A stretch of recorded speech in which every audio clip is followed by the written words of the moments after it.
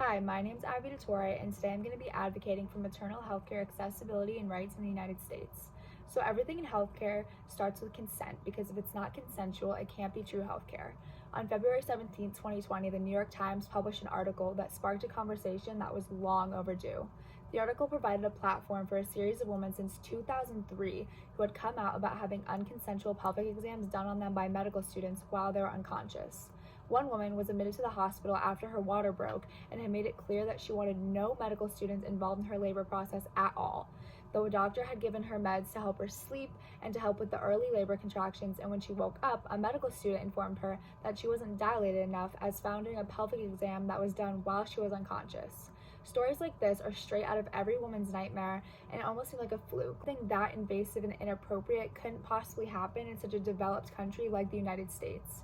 In 2005, the University of Oklahoma conducted a study which found that the majority of medical students had done pelvic exams on unconscious women. 3 out of 4 instances they thought informed consent had not been provided.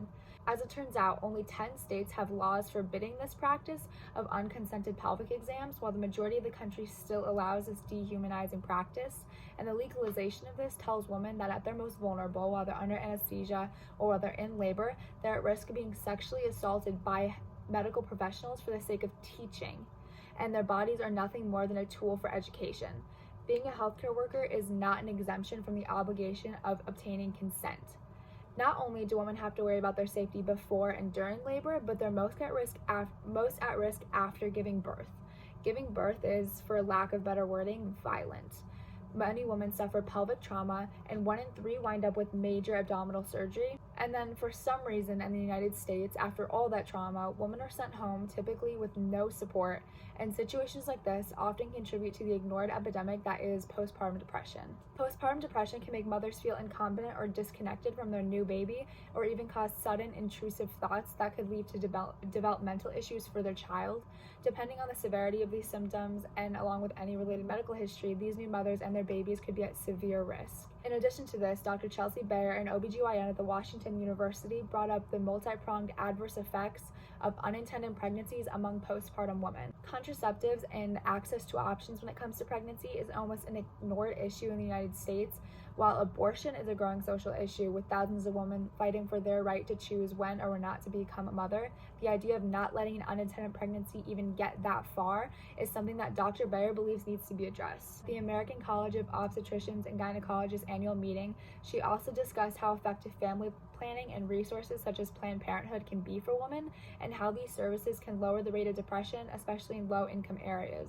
Unintended pregnancies are one of the top risks that lead to postpartum depression, and later on it can lead to neglected children, financial issues, and general social disadvantage, and this especially affects women in underserved communities since they're already way at risk for this.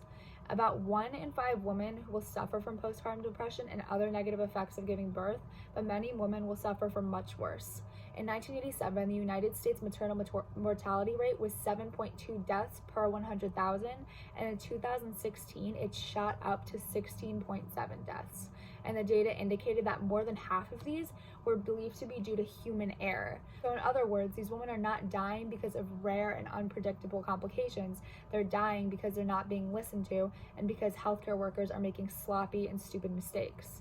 In an effort to combat this, the Stanford University of Medicine worked with the state to create the California Maternal Quality Care Collaborative, which is essentially just these downloadable toolkits that highlighted the best ways to care for the most obvious complications of giving birth, such as hemorrhaging or preeclampsia. As a result, between 2006 and 2013, California saw a 55% decrease in their maternal mortality rates, while the national rate continued to increase.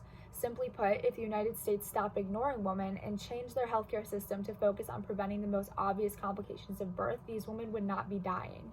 Motherhood is a privilege for women, and it's a necessary part of today's society, and women deserve to have the best possible care when it comes to their health, but today's healthcare system is failing them. This country was built on the everyday mother, and it's time that their fight is recognized.